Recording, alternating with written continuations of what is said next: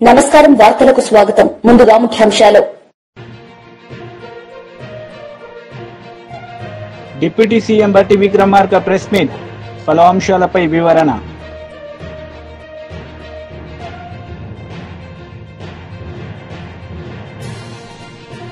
AP home minister Vangalapudi Anitha press meet పలు అంశాలపై వివరణ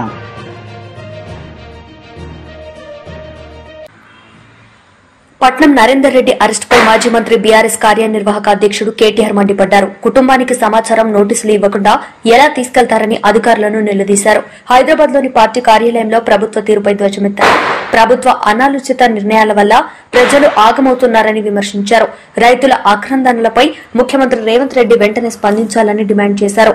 సవితక్క మంచిరెడ్డి కిషన్ రెడ్డి గారు వచ్చి అన్న మరి యూనిట్లు పోతున్నాయని కేసీఆర్ గారికి చెప్పారు. అన్న మరి యూనిట్లు వస్తాయంటున్నారు, రైతులకేమో వాళ్ళ హ్యాపీగా లేరు, పరిహారం విషయంలో కోపంగా ఉన్నారు, ఇంకా పెంచితే బాగుంటుందేమో అంటే కేసీఆర్ గారు నిర్ణయం తీసుకొని 1 ఎకరా భూమి పోతే వాళ్ళకి వెంటనే అక్కడ ప్లాటెడ్ ఏరియా, డెవలప్డ్ ఏరియా, ఒక హౌస్ సైట్ ఇవ్వండి, 1 ఎకరం పోతే 1 గుంటెడు జాగా వెంటనే మంచి డెవలప్డ్ లేఅవుట్లో ఇవ్వండి అంటే అక్క దగ్గరుండి మంత్రిగా అన్నాడు.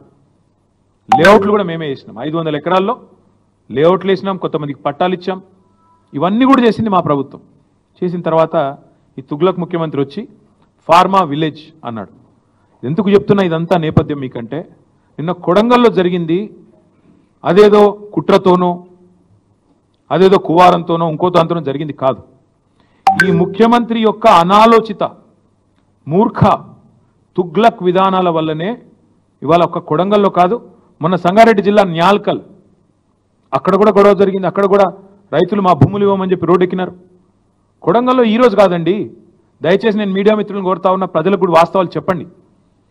6-7 నెలల కిందట, ఇంకెక్కువ 8-9 నెలల కిందట ముఖ్యమంత్రి సోదరుడు తిరుపతి రెడ్డి ఆయనకు ఒక ఫోన్ కాల్ వైరల్ అయింది, మీరు చూసే ఉంటారు, వినే ఉంటారు.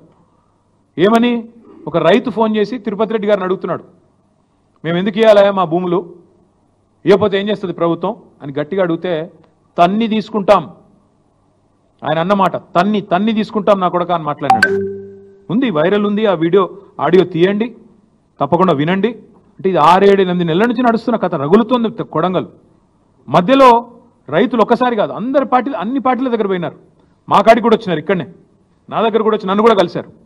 తర్వాత బీజేపీ ఆఫీస్కి పోయినారు, అందరి దగ్గర పోయినారు, ముఖ్యమంత్రి గారిని కూడా కలిసినారు.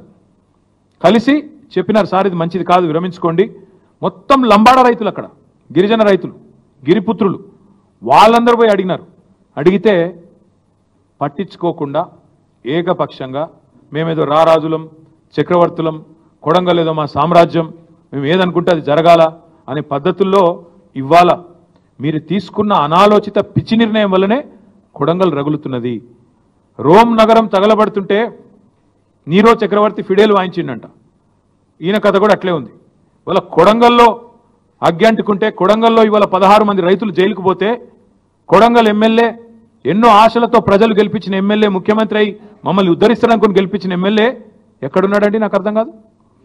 మహారాష్ట్రలో ఢిల్లీ పెద్దలకు మూటలు మోస్తూ వాళ్ళకి ఇవాళ తాబేదారుగా ఇవాళ అక్కడ తిరుగుతూ ఉన్నాడు. నేను అడుగుతా ఉన్నా రేవంత్ రెడ్డిని, సొంత నియోజకవర్గంలో రైతులు ఆందోళన చేస్తుంటే, రైతులు అక్రమ అరెస్టులై జైలుకు పోతుంటే, మా నాయకుడు పట్నం నరేందర్ రెడ్డిని ఇవాళ ఒక టెర్రరిస్ట్ని ఇడ్చుకుపోయినట్టు నేను తెలియక అడుగుతా ఉన్నా. కనీసం వాళ్ళ భార్యకు కాకినాడ పోర్టు నుంచి రేషన్ బియ్యం అక్రమ సరఫరాలో అక్కడి మాజీ ప్రతినిధి ప్రమేయంపై కొన్ని ఆధారాలు దొరికాయని పౌర సరఫరాల శాఖ మంత్రి నాదెండ్ల మనోహర్ వెల్లడించారు. కూటమి ప్రభుత్వం అధికారంలోకి వచ్చాక 60,000 టన్నుల అక్రమ రేషన్ బియ్యాన్ని స్వాధీనం చేసుకున్నామని ఆయన శాసన మండలిలో తెలిపారు. సంవత్సరాల్లో ఊహించని విధంగా రాజకీయ నాయకులు సపోర్ట్ చేశారు, అధికార యంత్రాంగం కూడా దీంట్లో పాల్పడింది. ఆ విధంగా వీళ్ళకి అందుబాటులో ఉన్న ఈ వ్యవస్థను ఉపయోగించుకుని వాళ్ళ స్వార్థాల కోసం కాకినాడ నుంచి ప్రత్యేకంగా ఆఫ్రికా వంటి దేశాలకి వీళ్ళు తరలించి తీసుకెళ్లారు. అధ్యక్ష, మన ప్రభుత్వం వచ్చినాక, కూటమి ప్రభుత్వం వచ్చినాక ఇప్పటి వరకు 1010 కేసులు బుక్ చేశాం అధ్యక్ష. 1010 కేసెస్ 6A కింద 60,051 మెట్రిక్ టన్నులు మన ఆంధ్రప్రదేశ్లో స్వాధీనం చేసుకున్నాం అధ్యక్ష. కాకినాడ విషయానికి వస్తే ప్రత్యేకంగా అక్కడ జరిగిన దాడులు 28 జూన్ 29 జూన్న మా పౌర సరఫరాల శాఖ నుంచి మా ఎండి గారు, నేను, కలెక్టర్ గారు, జాయింట్ కలెక్టర్ గారు, ఇతర అధికారులు కలిసి 13 మిల్లుల పైన దాడి చేశాం అధ్యక్ష. 13 మిల్లుల్లో కూడా అక్కడ ఖచ్చితంగా ఆధారాలతో సహా మాకు పేద ప్రజలకు అందించాల్సిన ఈ పీడిఎస్ రైస్ అక్కడ నిల్వలు కనబడ్డాయి అధ్యక్ష. ఇందాక నేను సమాచారం అందించినట్టు 51,427 మెట్రిక్ టన్నులు మనం సీజ్ చేశాం అధ్యక్ష ఆ 2 రోజుల్లో. అందులో 26,488 మెట్రిక్ టన్నులు పీడిఎస్ రైస్గా నిర్ధారించడం జరిగింది. కొంతమంది ఇందులో ఈ 13 కంపెనీల్లో కొంతమంది గౌరవ హైకోర్టుని ఆశ్రయిస్తే డబ్ల్యూపీ వేసి హైకోర్టు ఆదేశాల మేరకు నాన్ పీడిఎస్ రైస్ని వాళ్ళని రిలీజ్ చేయమని చెప్పడం జరిగింది. కాకపోతే దానికి బ్యాంక్ గ్యారంటీ తీసుకోమని చెప్పడం జరిగింది అధ్యక్ష. సో ఈ 13 మంది ఎవరైతే బ్యాంక్ని ఆశ్రయించి కేసులు వేశారో 83,73,00,000 వాళ్ళు వెచ్చించి బ్యాంక్ గ్యారంటీ ద్వారా వాళ్ళకి నాన్ పీడిఎస్ రైస్ని మళ్ళీ తిరిగి ఇచ్చేయమని గౌరవ హైకోర్టు ఆదేశాల మేరకు ఆ ప్రక్రియ కొనసాగుతుంది అధ్యక్ష. అంతటితో ఆగలేదు అధ్యక్ష. గౌరవ సభ్యులు ఎంతో ఆవేదనతో చెప్పారు. ఆందోళన చెందాల్సిన అవసరం లేదు. అనురాధగా చెప్పినట్టు ముందుగా వీళ్ళపైన క్రిమినల్ కేసెస్ కూడా నమోదు చేశాం అధ్యక్ష. 6A చట్టమే కాకుండా క్రిమినల్ కేసెస్ నమోదు చేసి ఎసెన్షియల్ కమోడిటీస్ యాక్ట్ సెక్షన్ 7(1) కింద కేసులు నమోదు చేశాం. అదేవిధంగా భారతీయ న్యాయ సమితి సెక్షన్ 318 కింద కూడా మేము క్రిమినల్ కేసెస్ వీళ్ళపైన నమోదు చేయడం జరిగింది అధ్యక్ష. ఇన్వెస్టిగేషన్ జరుగుతోంది. ఇప్పటి వరకు సమాచారం ఇంకా అందలేదనే విషయాన్ని ఎందుకు ప్రస్తావించానంటే గతంలో అక్కడ ఉన్న ప్రజాప్రతినిధుల ప్రమేయం ఉందనే సమాచారం ఖచ్చితంగా కొంతవరకు ఆధారాలు దొరికినాయి అధ్యక్ష. ఇన్వెస్టిగేషన్ లో తప్పకుండా మిగతా ఆధారాలు కూడా దొరికి. కూటమి సర్కార్ మభ్యపెట్టే బడ్జెట్ ప్రవేశపెట్టిందని 8 నెలల పాటు బడ్జెట్ పెట్టకుండా ఎందుకు సాగదీశారంటూ వైఎస్ఆర్సీపీ అధ్యక్షులు మాజీ సీఎం వైఎస్ జగన్మోహన్ రెడ్డి నిలదీశారు. బడ్జెట్ పత్రాలే బాబు డ్రామా అరెస్ట్ అని తేల్చాలని, బడ్జెట్ చూస్తే బాబు ఆర్గనైజ్డ్ క్రైమ్ తెలుస్తుందన్నారు. పరిమితికి మించి వైఎస్ఆర్ కాంగ్రెస్ పార్టీ అప్పులు చేసిందని, రాష్ట్రాన్ని శ్రీలంక చేశామని, ఇలా రకరకాల సందర్భాలలో ప్రజలను మభ్యపెట్టే కార్యక్రమం చంద్రబాబు నాయుడు గారు, ఆయన కూటమి, ఆయనకు తోడు ఆయన ఎల్లో మీడియా, వీళ్ళంతా కూడా రకరకాల ప్రచారాలు పెడుతూ వచ్చారు. ఇవాళ సాక్షాత్తు చంద్రబాబు నాయుడు గారు తాను ప్రవేశపెట్టిన బడ్జెట్ పత్రాలే చంద్రబాబు నాయుడు గారి డ్రామా ఆర్టిస్టు అని చెప్తూ అవే సాక్ష్యాలుగా నిలబడ్డాయి.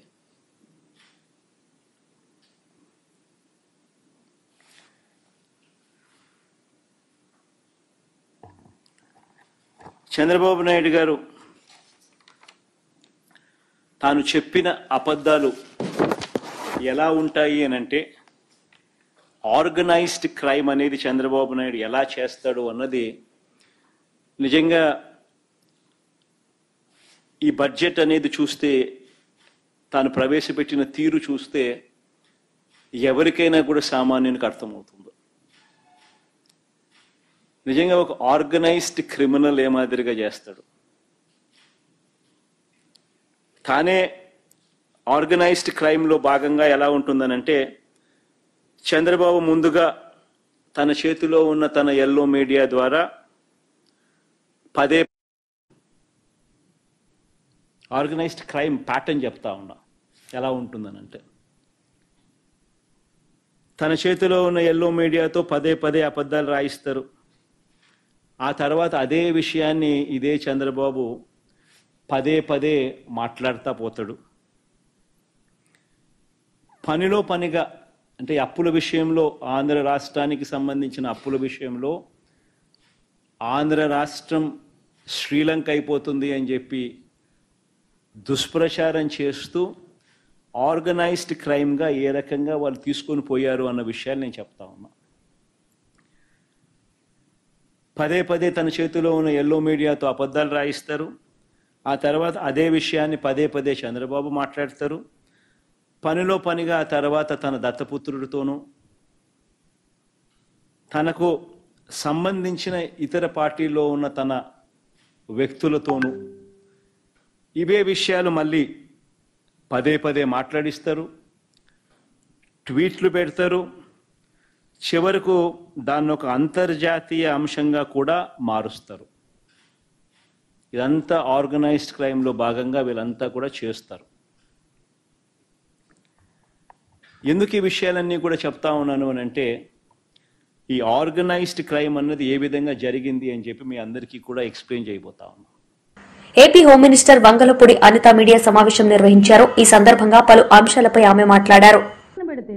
ఈ మధ్య కాలంలో ఏదైనా మాట్లాడితే ఇవన్నీ చేసిన వాళ్ళు వీళ్ళు, అంటే సమేక్స్ వీళ్ళందరూ ఆడవుడు ఈ మధ్య మళ్ళా ఇంటూరి రవికిరణ్ వాడు పెట్టిన పోస్టులు చూస్తే నిజంగా సభ్య సమాజంలో ఇలాంటి ఇడియట్స్ ఉండడానికి అవసరమా అనిపించేటట్టుగా ఉంటాయి. అటువంటి వాడు ఆ బోరుగడ్డ అనిల్, ఎలాంటి వాళ్ళకి వీళ్ళు సపోర్ట్ చేస్తున్నారో ఒక్కసారి ఆలోచించండి. ఆ బోరుగడ్డ అనిల్ వీడియోని కొంచెం అవగాహన కలిగిన 5వ తరగతి పిల్లకు 6వ తరగతి పిల్లకు చూపించండి. వాడు మాట్లాడిన మాట కరెక్ట్ అని చెప్తే చెప్పండి, ఒక్కళ్ళతో చెప్పించండి. అలాంటోని వీళ్ళకి వెనకేసుకు రావటం, వీళ్ళు వెనకాతలేమో వీళ్ళేమో ఎన్హెచ్ఆర్సీకి పరిగెట్టడం, మళ్ళీ తిరిగి ఇక్కడ మాకు ఇలా జరిగిపోతుంది అలా జరిగిపోతుందని గొగ్గోలు పెడతా ఉంటే ఈరోజు కోర్టు కూడా ముట్టింది. కోర్టు కూడా క్లియర్గానింది. ఎస్, ఆ రోజు వాళ్ళు కూడా బాధితులే, కోర్టులో ఉన్న సంబంధించిన వ్యక్తులు కూడా వాళ్ళు బాధితులే. జడ్జిని కుటుంబ సభ్యుల్ని కూడా నోటుకొచ్చినట్టు మాట్లాడిన సందర్భాన్ని కూడా వాళ్ళు కూడా గుర్తు చేసుకున్నారు. ఇలాంటి ఈడియట్స్ గురించి ఇంతలా మాట్లాడడం ఒక ఎత్తు, వీళ్ళు మళ్ళా బయటకు వచ్చి ఆడపిల్లలకు అన్యాయం జరిగిపోతుంది, లా అండ్ ఆర్డర్ ఇబ్బంది పడిపోతున్నాము, ఆడపిల్లల విషయంలో ఎలా జరిగిపోతుంది అలా జరిగిపోతుందని శవాల దగ్గర గద్దల్లాగా ఎక్కడైనా ఏదైనా జరిగితే పాపం అది ఎందుకు జరిగింది ఎలా జరిగిందని తెలుసుకోకుండా అడిగలు కూర్చుంటున్నారు. రీసెంట్గా తిరుపతిలోని ఒక సంఘటన జరిగింది. ఒక 8వ తరగతి చదువుతున్న ఆడపిల్ల మీద అత్యాచార యత్నం జరిగిందని బయటకు ఏదో ఒక రకంగా ఒకటి వచ్చింది, అంతేనండి, వెళ్ళిపోయారు. అసలు ఏం జరిగింది, అమ్మాయి నిజంగా జరిగిందా, ఏం జరిగింది అన్నది ఏమీ లేదు. చక్కగా వెళ్ళిపోయాడు. Chevireddy Bhaskar Reddy and co batch వెళ్ళింది. వెళ్ళి ఏం చేశారు, అక్కడ ఏమీ జరగలేదన్న సంగతి తెలిసి గగ్గోలు పెట్టారు. దానికి ట్విట్టర్లో ఎక్స్లోని కొంతమంది పోస్టులు, జగన్మోహన్ రెడ్డి గారు బయటకు వచ్చి మాట్లాడాలు, ఇంకొక మాజీ మంత్రి ఆవిడొచ్చి మాట్లాడాలు, ఇవన్నీ మాట్లాడడం జరిగింది. ఆఖరికి ఏంటి, మేము బయట పెట్టాలంటే అమ్మాయి చిన్నపిల్ల 18 years లోపు, అక్కడ ఏమీ జరగలేదని డాక్టర్స్ కూడా సర్టిఫై చేశారు.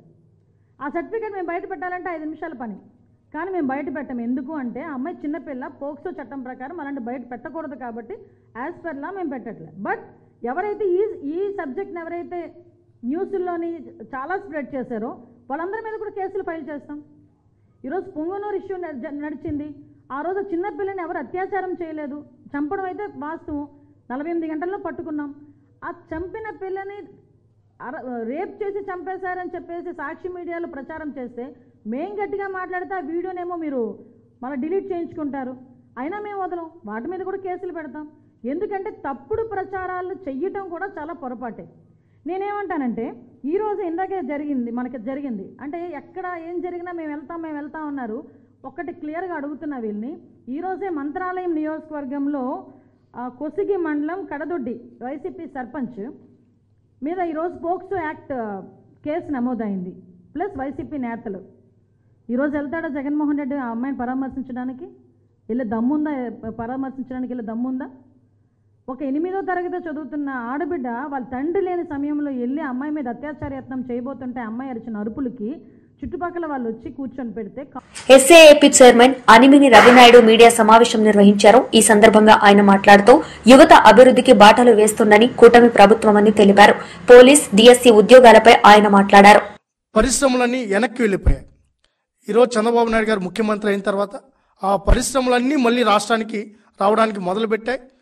ఒక్కరోజు అమెరికా పర్యటనకి వెళ్ళిన లోకేష్ గారు ఏం చేస్తారని చెప్పి మేము చూసినప్పుడు దిగ్విజయ యాత్రలాగా ఆ 10 రోజులు ప్రతిరోజు చూస్తే ప్రపంచంలో నెంబర్ 1 కంపెనీలన్నీ ఏవైతే ఉన్నాయో అసలు ఆ కంపెనీలు దగ్గరికి ఒక ఐటీ శాఖ మంత్రి వెళ్ళగలుగుతారా అనే పరిస్థితిలో మేము ఆలోచిస్తున్న యువత ప్రతి కంపెనీకి వెళ్ళి మన యొక్క భవిష్యత్తు కోసం యువత బంగారు బాట, వాళ్ళ జీవితాలు బంగారు బాట వైపు మళ్ళించాలనే ఉద్దేశంతో ఆయన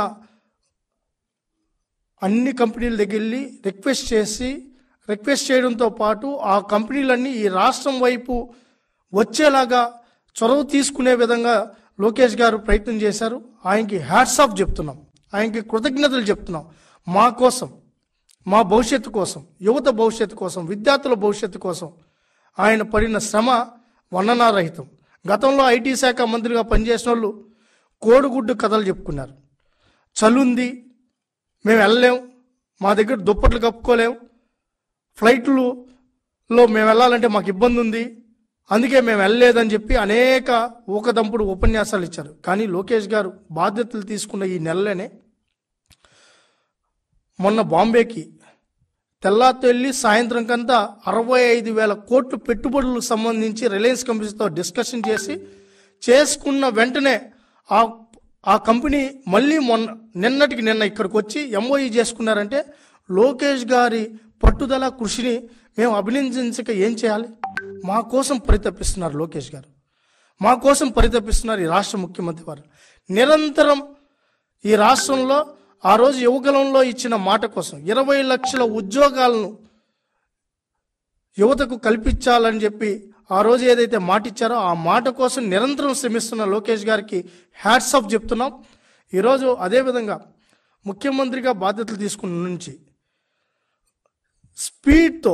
జెట్ స్పీడ్తో పరిశ్రమల్ని రాష్ట్రం వైపు తీసుకుని వస్తున్న చంద్రబాబు నాయుడు గారికి కూడా కృతజ్ఞతలు తెలియజేసుకున్నాం. ఇప్పటికే అనేక పరిశ్రమలు ఈ రాష్ట్రం వైపు మొగ్గు చూపించాయి. అదేవిధంగా శ్రీసిటీలో 900 కోట్ల పైన పెట్టుబడులకు సంబంధించి శంకుస్థాపన కూడా చేయడం జరిగింది. అదేవిధంగా మరొక 1300 కోట్లకు సంబంధించిన ఎంఓయూలు కూడా జరిగాయి. అంటే 4,000 మందికి ఉపాధి కలిగించే పరిశ్రమలను శ్రీసిటీకి తీసుకొని రావడం జరుగుతుంది. అదేవిధంగా విశాఖపట్నం కానీ, అమరావతి ప్రాంతంలో కానీ, తిరుపతి ప్రాంతంలో కానీ ఈరోజు అనేక పరిశ్రమలతో చర్చలు జరుపుతున్నారు. ఆ పరిశ్రమలన్నీ ఈ రాష్ట్రం వైపు వచ్చేలాగా, యువతకు భవిష్యత్తు కల్పించేలాగా పరిశ్రమలన్నీ మామూలుగా ఏ పరిశ్రమ అయినా ఇక్కడ పెట్టుబడి పెట్టాలంటే వాళ్ళు ఒక అన్యాయాన్ని ఎదిరిస్తే నా గొడవకు సంతృప్తి, అన్యాయం అంతరిస్తే నా గొడవకు ముక్తి ప్రాప్తి. అన్యాయాన్ని ఎదిరించిన వాడే నాకు ఆరాధ్యుడని ప్రకటించిన ప్రజాకవి కాళోజీ నారాయణరావు నిత్య స్మరణీయులని ముఖ్యమంత్రి రేవంత్ రెడ్డి కొనియాడారు. కాళోజీ నారాయణరావు వర్ధంతిని పురస్కరించుకుని ఢిల్లీలోని అధికారిక నివాసంలో కాళోజీ చిత్రపటానికి ముఖ్యమంత్రి పుష్పాంజలి ఘటించారు. Telangana deputy CM Bhatti Vikramarka media సమావేశం నిర్వహించారు. ఈ సందర్భంగా పలు అంశాలపై ఆయన మాట్లాడారు. అవకాశం కలిగి రాష్ట్ర అభివృద్ధికి దోహదపడుతుంది. ఈ రాష్ట్రంలో వ్యవసాయ రంగంతో పాటు పారిశ్రామిక అభివృద్ధిని కూడా చేసుకుంటే తప్ప మనం ప్రపంచంతో పోటీ పడలేం. అలాగే కోరి కొట్లాడి తెచ్చుకున్నది కూడా ఈ రాష్ట్రంలో ఉన్నటువంటి యువతీ యువకులకి ఉద్యోగ అవకాశాలు పెద్ద ఎత్తున కల్పించుకోవటం కోసం. ఇటు ప్రభుత్వంలో ఉన్నటువంటి ఉద్యోగ అవకాశాలని నిరుద్యోగ యువతీ యువకులకి అందిస్తూనే ప్రైవేటు పరంగా కూడా పరిశ్రమలను పెద్ద ఎత్తున తీసుకొని వచ్చి రాష్ట్ర అభివృద్ధికి దోహదపడుతూ నిరుద్యోగ యువతీ యువకులకి ఉద్యోగ అవకాశాలు కూడా కల్పించడం అనేదే ప్రధాన లక్ష్యంగా ముందుకు పోతే ఈ రాష్ట్రం మనం అనుకున్న కలలు నెరవేరుతాయని ప్రగాఢంగా ఇందిరమ్మ ప్రభుత్వం, ప్రజాప్రభుత్వం నమ్ముతా ఉంది. దాంట్లో భాగంగానే మీ అందరికీ తెలిసిందే, హైదరాబాద్ పరిసర ప్రాంతాల్లోనే కాకుండా వివిధ రూరల్ ఏరియాస్లో కూడా అభివృద్ధిని విస్తరింప చేయాలనేటువంటి ఆలోచనతోనే కొడంగల్ శాసనసభ నియోజకవర్గంలో ఉన్నటువంటి వికారాబాద్ జిల్లాలో మన లగచర్ల గ్రామం దగ్గర జరిగినటువంటి సంఘటన, లేకపోతే ఆ పరిసర ప్రాంతాల్లో రాష్ట్ర ప్రభుత్వం చేపట్టాలనుకున్నటువంటి పారిశ్రామిక అభివృద్ధి గురించి కూడా మీ అందరికీ తెలిసినటువంటి అంశమే. ఈ ప్రభుత్వం ఏర్పడిన దగ్గర నుంచి రాష్ట్ర ముఖ్యమంత్రిగా ఉన్నటువంటి రేవంత్ రెడ్డి గారు బాగా వెనుకబడి ఉన్నటువంటి కొడంగల్ శాసనసభ నియోజకవర్గంలో కూడా పారిశ్రామిక అభివృద్ధి కోసం ఇండస్ట్రియల్ పార్క్స్ని ఏర్పాటు చేసి తద్వారా పరిసర ప్రాంతాల్లో కూడా ఉపాధి ఉద్యోగ అవకాశాలతో పాటు రాష్ట్ర అభివృద్ధి కోసం ఒక డీటెయిల్డ్ ప్రోగ్రాంతో ముందుకు పోతా ఉన్నారు. ఈ పోయే క్రమంలో సరే పారిశ్రామికీకరణ, ఇండస్ట్రియల్ పార్క్స్ అంటే తప్పనిసరిగా భూసేకరణ జరగాల్సిందే. సరే భూసేకరణ జరిగిన క్రమంలో భూమి కోల్పోయేటువంటి రైతాంగ సోదరులకి ఉన్నటువంటి బాధ కూడా మనందరికి తెలిసిందే. అందులో మరీ ముఖ్యంగా నిరుపేదలు, బలహీన వర్గాలు, దళితులు, గిరిజనులు ఉంటే ఇంకా బాధగా ఉంటుంది. భూమే వాళ్ళకు ఉండదు, ఆ ఉన్నటువంటి భూమి కూడా కోల్పోతున్నప్పుడు తప్పనిసరిగా బాధ ఉంటుంది. ఆ బాధని సంపూర్ణంగా ఇందిరమ్మ ప్రభుత్వం అర్థం చేసుకుంటుంది. అయితే ఈ చేసే క్రమంలో భూమి కోల్పోతున్నటువంటి వారికి ఒక మంచి R&R ప్యాకేజ్ ఇచ్చి ఈ ప్రభుత్వం ద్వారా కావలసిన సహాయ చర్యలన్నీ తీసుకోవాలని చెప్పి రాష్ట్ర ప్రభుత్వం స్పష్టంగా ఆదేశాలు ఇవ్వటం కూడా జరిగింది.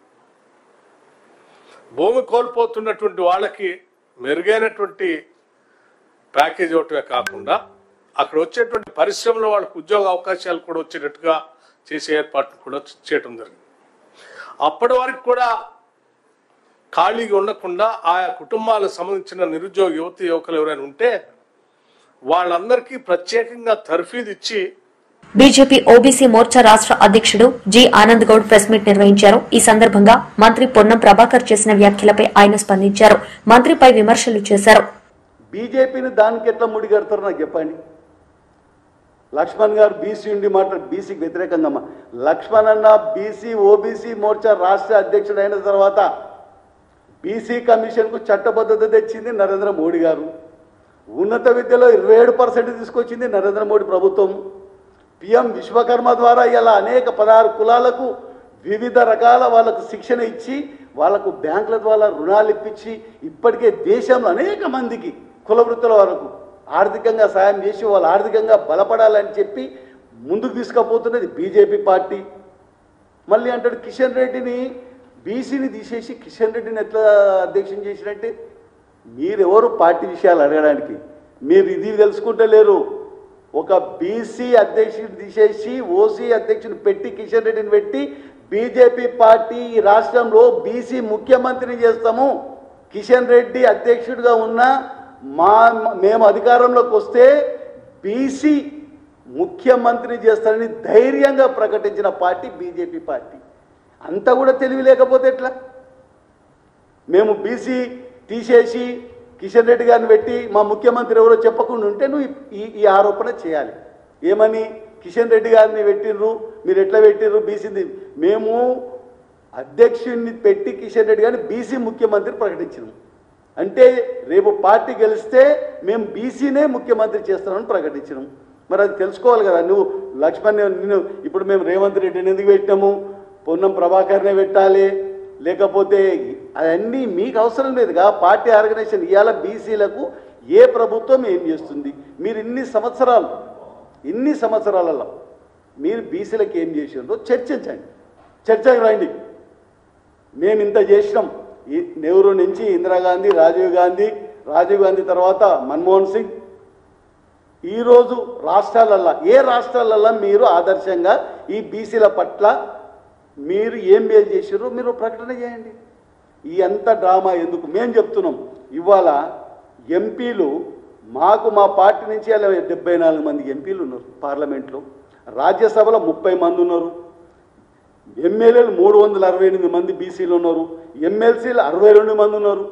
మాకున్న 240 మందిలో 74 మంది బీసీలు ఉన్నారు. మంత్రివర్గంలో 27 మంది ఉన్నారు. నువ్వు కార్పొరేషన్లో ప్రకటించినవు. అసలు బుద్ధి ఉంటే నువ్వు బీసీ గురించి మాట్లాడే పొన్నం ప్రభాకర్, నువ్వు మంత్రిగా కొట్లాడి కార్పొరేషన్లో ఎంతమందికి ఇప్పించుకున్నావో చెప్పు. నీకంత ధైర్యం ఉందా? ఎక్కువ మాట్లాడితే మీ ముఖ్యమంత్రి కటింగ్లో పెడతాడు. ముఖ్యమంత్రికి అనుకూలంగా తిరిగే మంత్రిత్వ శాఖనే మీది. బీసీలకు న్యాయం చేసే మంత్రిత్వ శాఖలో మీరు లేరు. ఏందంటే మీ ఉనికిని సాటుకోవడానికి ఎవరైనా మాట్లాడితే మీకు బీసీల పట్ల చిత్తశుద్ధి ఉంటే, నేను ఒక్కటి చెప్తున్నా, ఇవాళ వికారాబాద్ జిల్లా లగచర్ల ఘటనలో నిందితులు ఎంత పెద్దవారైనా అరెస్టు చేయక తప్పదని మంత్రి కోమటిరెడ్డి వెంకటరెడ్డి స్పష్టం చేశారు. రౌడీలను పెంచి పోషించి కలెక్టర్పై దాడికి దిగారని మంత్రి ఆరోపించారు. దాడులకు దిగిన వారికి మద్దతిస్తామని బీఆర్ఎస్ నేతలు చెబుతున్నారన్నారు. ఘటనపై కేసీఆర్ బేషరతుగా క్షమాపణ చెప్పాలని మంత్రి కోమటిరెడ్డి వెంకటరెడ్డి డిమాండ్ చేశారు. గతంలో ఎస్సీల భూములు లాక్కుంటే ఈ తరహా దాడులు జరగలేదన్నారు. మనీ లాండరింగ్ పై గవర్నర్ అనుమతి ఇస్తే నిందితులు అరెస్టు కావాల్సిందేనని మంత్రి తెలిపారు. అరెస్ట్ అయితే యోగా చేస్తా, బయటకు వచ్చాక పాదయాత్ర చేస్తానని కేటీఆర్ చెప్పారన్నారు. కేటీఆర్ తో మాట్లాడినట్టు ఫోన్ రికార్డు ఉంది. సమగ్రంగా విచారణ జరుగుతుంది కాబట్టి దాని మీద మొత్తం చెప్పు. ఎంక్వైరీ రిపోర్ట్ వచ్చిన తర్వాత ఎంత పెద్దోడు ఉన్నా లోపలికి పోవాల్సిందే.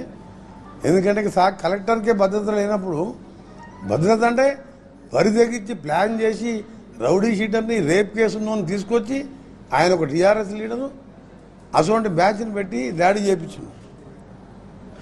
సభ్య సమాజం ఈరోజు ఆఫీసర్లే కాదు అందరూ కూడా పరేషాన్ అవుతున్నారు. అక్కడ పరిశ్రమ రాలే, అక్కడ వస్తే కలెక్టర్ నాకు వ్యక్తిగతంగా ఇక్కడ హైదరాబాద్ రంగారెడ్డి జాయింట్ కలెక్టర్ ఉండే, భద్రాచలంలో పిఓ ఐటీడీఏ ఉండే, నక్సలైట్ ఏరియాకి పోయి కూడా బార్డర్లో ఛత్తీస్గఢ్ బార్డర్లో పోయి మామూలు గిరిజనులకు సేవ చేసేవాడు. నక్సలైట్ల భయానికి ఎవరు ఆఫీసర్లు పోకపోతున్నాయి. ఈయన పిఓ ఐటీడీగా నేను ఇన్ఛార్జ్ మినిస్టర్ ఖమ్మం. అలాంటి ఆఫీసర్ మీద ప్రజల కోసం ఇలా రైతులు రమ్మన్నారని చెప్పి పోలీస్ బందోబస్తు లేకుండా పోతుంటే ఇట్లా దాడి చేపించడం మంచిదే. నా కేటీఆర్ నువ్వు ఒకసారి ఆలోచించుకో, నువ్వు ఏం చేస్తున్నావు? ఫ్రస్ట్రేషన్లో F1 రేస్లో ఆర్బీఐ అనుమతి లేకుండా 54 కోట్లు నువ్వు లండన్కి చెల్లించి లండన్లో bogus event manager F1 bogus event manager చెల్లించి అందులో అరవింద్ కుమార్ గారు మా అప్పటి మున్సిపల్ మినిస్టర్ ఆదేశం మేరకే నేను పే చేసిన, నాదేం లేదని నేను అప్రూవర్గా మారిపోయి దాన్ని రూపాయలని పౌండ్స్లో మార్చి ఆర్బీఐ పర్మిషన్ లేకుండా, ఫారిన్ ఎక్స్చేంజ్ పర్మిషన్ లేకుండా అక్కడికి ట్రాన్స్ఫర్ చేసిండ్రు. అది చాలా పెద్ద కేసు. అది గవర్నర్ 15 రోజుల కింద రాసిండ్రు ఏసీబీ వాళ్ళు. రేపు మాపో గవర్నర్ పర్మిషన్ ఇస్తే అందులో ఉన్న అరవింద్ కుమార్ కానీ దానికి ఇన్స్ట్రక్షన్ ఇచ్చిన వాళ్ళందరూ కేటీఆర్ అయినా ఎవరైనా అందరూ అరెస్ట్ కావాల్సిందే. అది కేటీఆర్ చెప్పిండు. వార్తలు ముగించే ముందు ముఖ్యాంశాలు మరోసారి. డిప్యూటీ సీఎం బట్టి విక్రమార్క ప్రెస్ మీట్, పలు అంశాలపై వివరణ.